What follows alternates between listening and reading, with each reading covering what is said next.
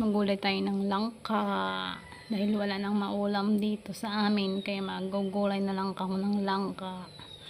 Kahit mahirap ang proseso ng paggugulay, madagta guys, tapos ang hirap patanggalan ng butod, tapos yung balat pa, kahirap talaga.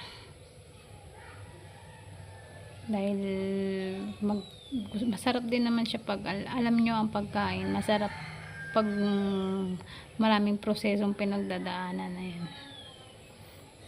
Hirap na hirap ako magtanggal ng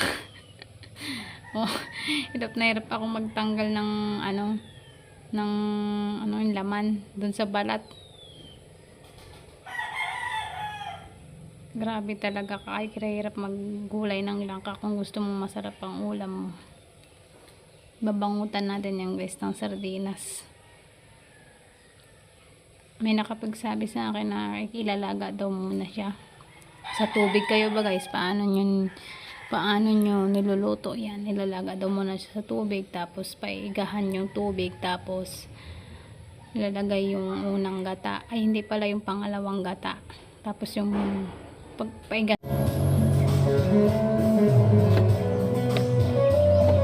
sa probinsya. Ang tao dito naghihingi ng mga gulay, pwede ka makahingi yun ang pinagkaiba ng probinsya at saka syudad. Sa syudad hindi ka makakahingi, pwede ka man makahingi pero hindi mo alam kung bibigyan ka. Samantalang dito sa probinsya, manghingi ka lang sa kapitbahay mo pag wala pang gusto mo maggulay ng langka, ayan, makakahingi ka guys. Mababait ng mga tao dito, basta marunong ka lang din. Tulad ng langka na yan, dahil yung langka ko ay wala pang bunga, nanghingi lang ako sa kapitbahay. Shoutout kay Ate Cheryl, salamat. Ngayon may ulamin na akong langka, o ayan. Siyempre bibigyan mo din sila kung anong meron ka, ganun lang yun.